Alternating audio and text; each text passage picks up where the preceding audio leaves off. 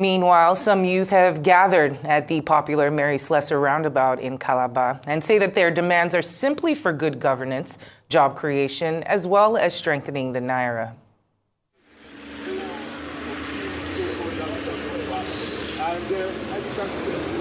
We have a situation where people are really hungry. But of course, there have been concerns about whether we'll gather peacefully or not. There is no protest that has ever been called that it was a violent one.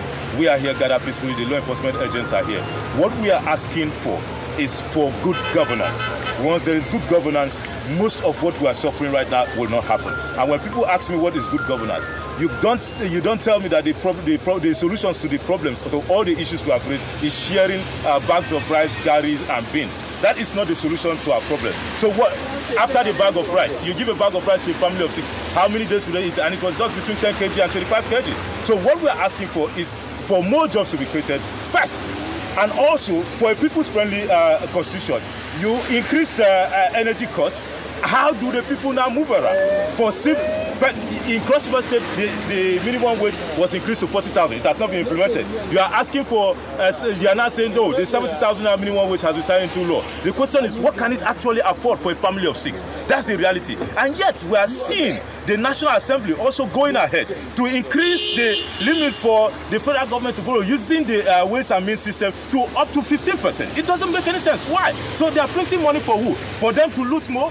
We have a situation where these people, privileged Nigerians, who are there because they are fellow Nigerians like us, privileged to occupy public office, buffeting on our Commonwealth a la carte. Our problem right now is not bags of rice, it's not bag of garri, it's not. How can we improve on our agricultural system so that we can feed ourselves? We are not against a minimum wage being even 20,000 naira, but what can it afford? Can it take an entire family of 6 for up to a month? That's the question. Let me quickly chip this in. If you look at the strongest currencies in the world, the 3 most powerful currencies in the world, they are not pound sterling, they are not dollar, but the currencies in the world that are strong happens to be currencies from oil-producing countries. So the question is that why is it that we are not our currencies? Is it not crude oil we are producing again? Is it coconut oil we are producing in Nigeria? How are we exporting crude oil to other countries and importing petroleum products, and then all of a sudden we have a refinery in Nigeria, we are now importing crude oil back to Nigeria? Does it make any sense? It doesn't make any sense. All of that is due to bad governance. So when we are challenging bad governance, these are the things we are challenging.